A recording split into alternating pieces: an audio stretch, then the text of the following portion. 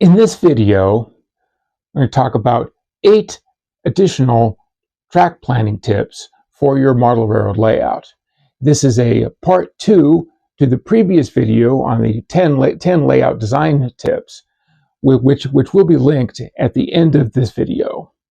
The first track planning tip is really an overall tip. Really what you need to do is be able to match your desired layout size with your ability and resources.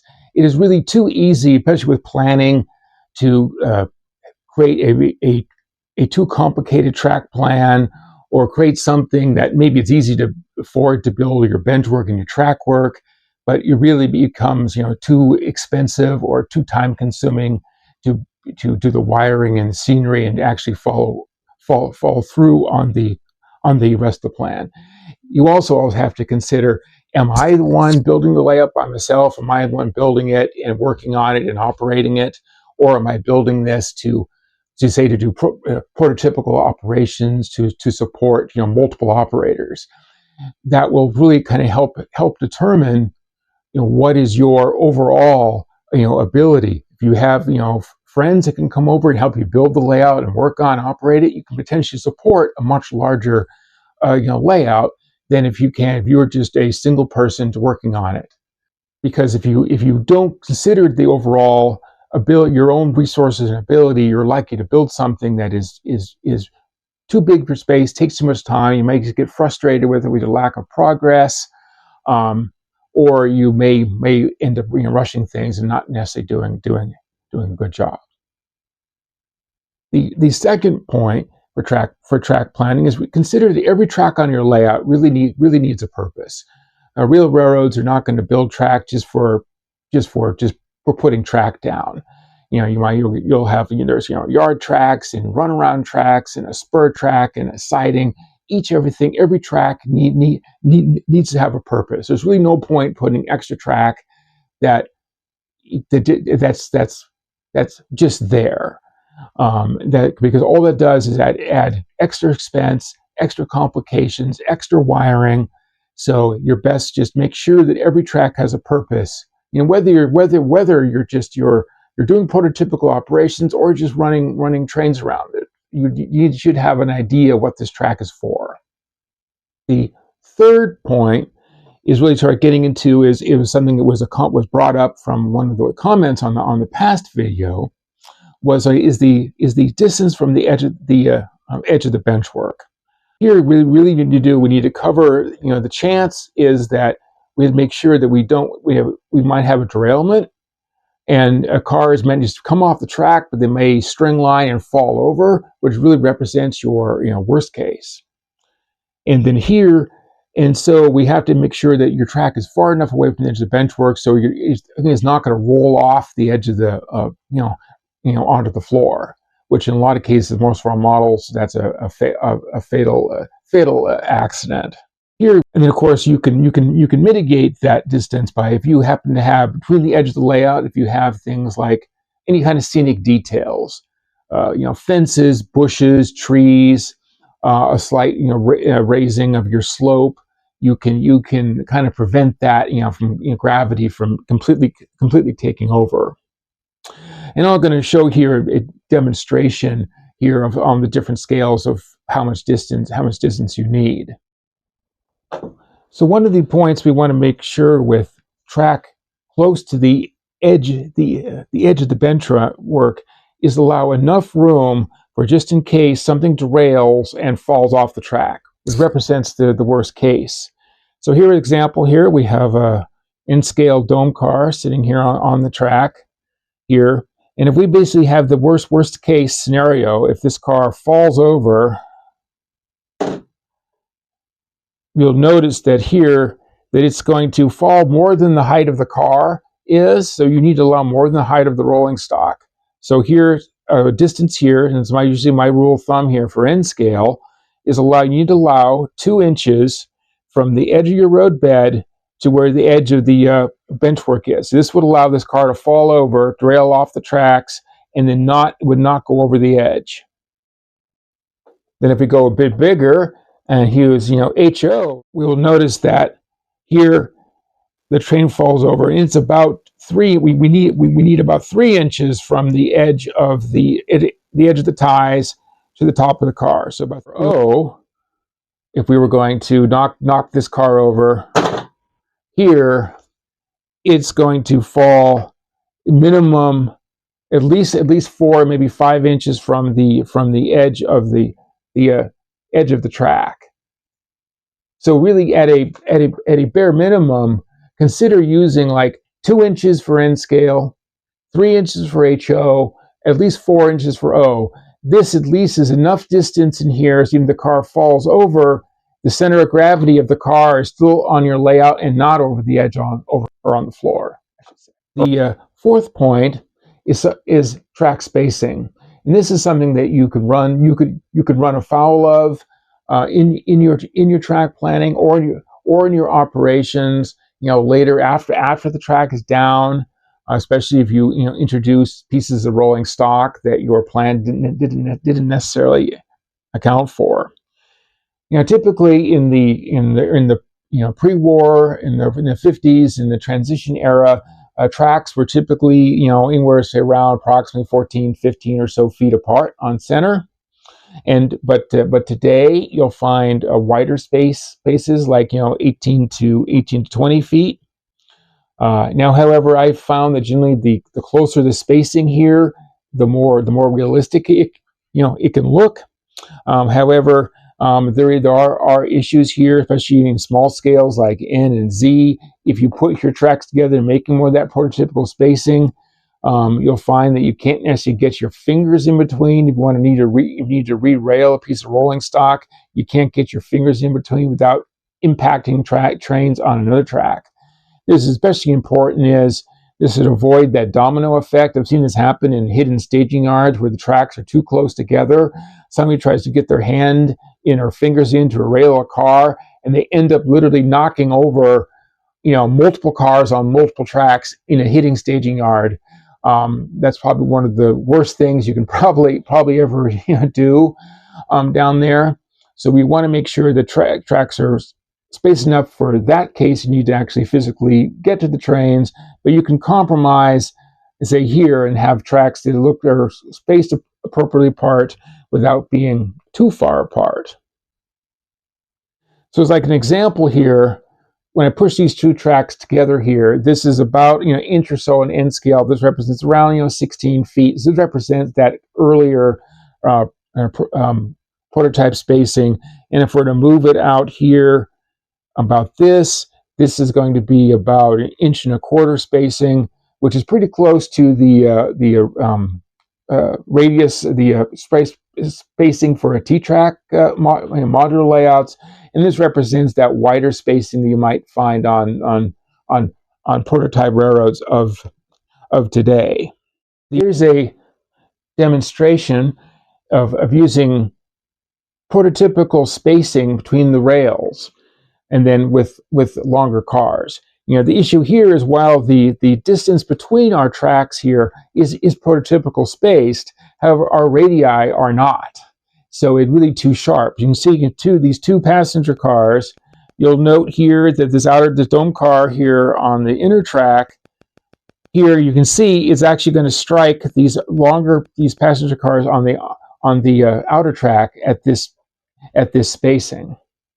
So it's always important here when you're doing this kind of track spacing is always use your longest piece of equipment.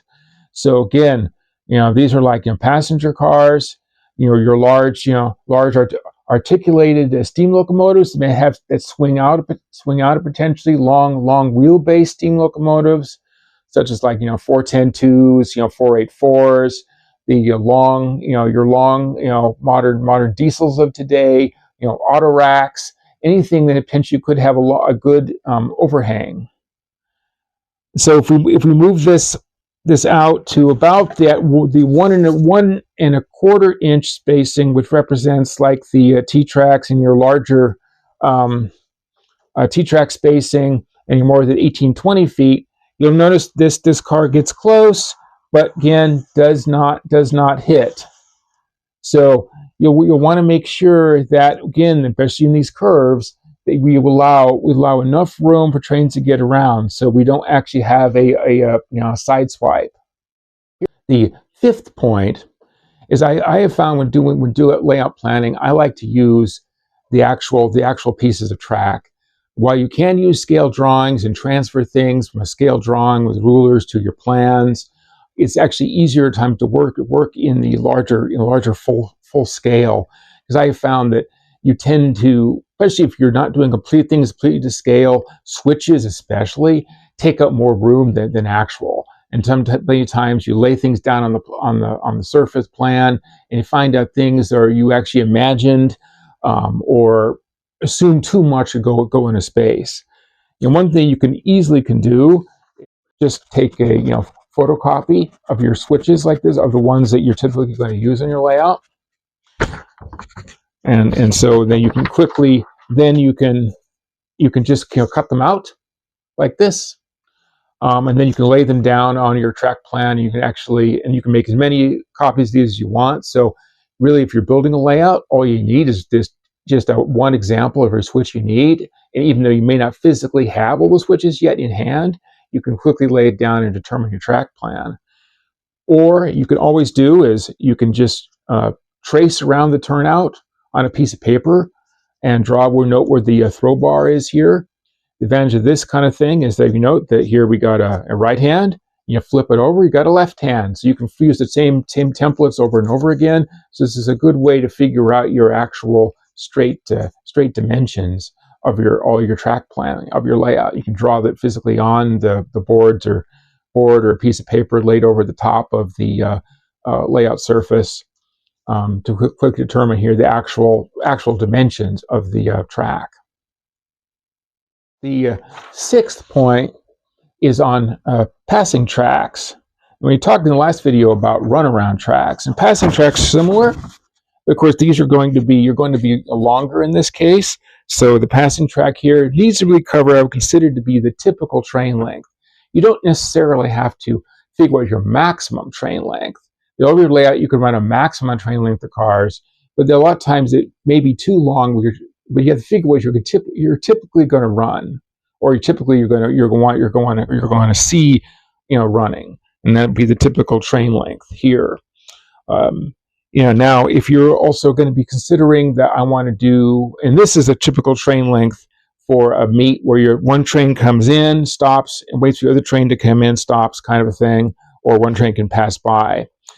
If you're looking to want to add in a kind of operation where you have running meets where trains come in at the opposite ends of the siding simultaneously, and then they pass by on the double track without stopping, then you're going to need a train length. A siding length is probably 2 to 3 times the actual train length in order to have that time where both trains can be ensconced on the double track, and you can flip the switches on the other ends, so they can leave properly without needing to stop. And the other point is these passing sidings here can be in towns. They don't have to be. They be rural areas. They need to be obviously spaced appropriately. You'll want to need at least a couple of train links between these sidings. You don't need to be too close together. Again, the more traffic you have on your layout, the more of these that you need. The seventh point is staging, and I feel that staging really should be applied to all layouts where possible. Because this does represent the kind of like interchanges, beyond the bench work, connections to the rest of the world.